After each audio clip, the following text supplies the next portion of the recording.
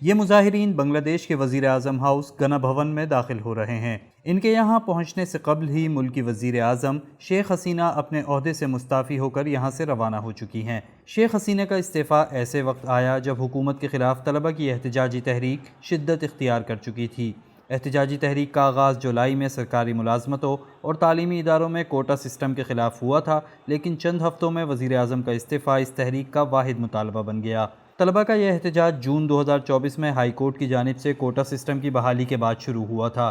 بنگلہ دیش میں 50% سے زائد سرکاری ملازمتیں کوٹا سسٹم کے تحت دی جاتی تھیں، جس میں 30% کوٹا 1971 میں بنگلہ دیش بنانے کی تحریک میں حصہ لینے والوں کی اولاد کے لیے مختص تھا۔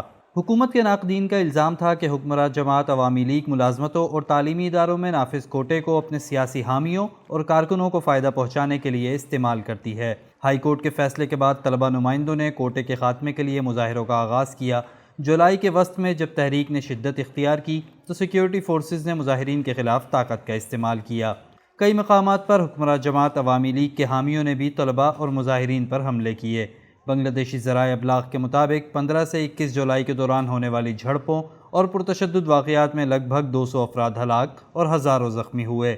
طلبہ کے احتجاج کے بعد 21 جولائی کو بنگلہ دیش کی سپریم کورٹ نے متنازع کوٹا ختم کرتے ہوئے 93% ملازمتیں اوپن میرٹ پر دینے کا فیصلہ کیا۔ کوٹا سسٹم پر اپنے مطالبات کے حق میں فیصلہ آنے کے بعد بھی طلبہ نے مظاہرے جاری رکھے اور ساتھ ہی مظاہروں کے دوران پرتشدد واقعات اور انٹرنیٹ کی بندش پر وزیر اعظم شیخ حسینہ سے معافی مانگنے کا مطالبہ شروع کر دیا۔ مظاہرین کے مطالبات میں احتجاج کے دوران مرنے والے افراد کو انصاف دلانے اور قیدیوں کی رہائی کے مطالبات بھی شامل ہو گئے، لیکن بعد میں مظاہرین کے مطالبات وزیر اعظم کے استعفے کے ایک نقطے پر آ گئے۔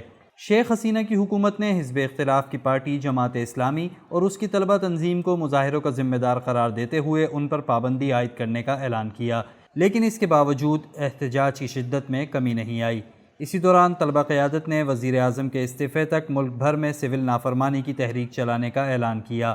ملک میں بڑھتی ہوئی کشیدگی کے دوران فوج کے سربراہ وقار الزمان کا ایک بیان سامنے آیا، جس میں انہوں نے کہا کہ فوج ہمیشہ عوام کے ساتھ کھڑی ہے۔ اتوار کو سول نافرمانی تحریک کے پہلے روز ملک بھر میں پرتشدد مظاہرے ہوئے، جس کے دوران کم از کم 90 ہلاکتیں ہوئیں، جن میں 14 پولیس اہلکار بھی شامل تھے۔ پرتشدد واقعات کے بعد طلبہ نے دارالحکومت ڈھاکہ کی جانب مارچ کرنے کی کال دی۔ حکومت نے مظاہرین کو ملک دشمن قرار دیتے ہوئے بزور طاقت اس مارچ کو روکنے کا اعلان کیا، اور حکمراں جماعت کے ایک رہنما نے کہا کہ مظاہرین کو روکنے کے لیے ان کی جماعت کے کارکن سڑکوں پر موجود ہوں گے۔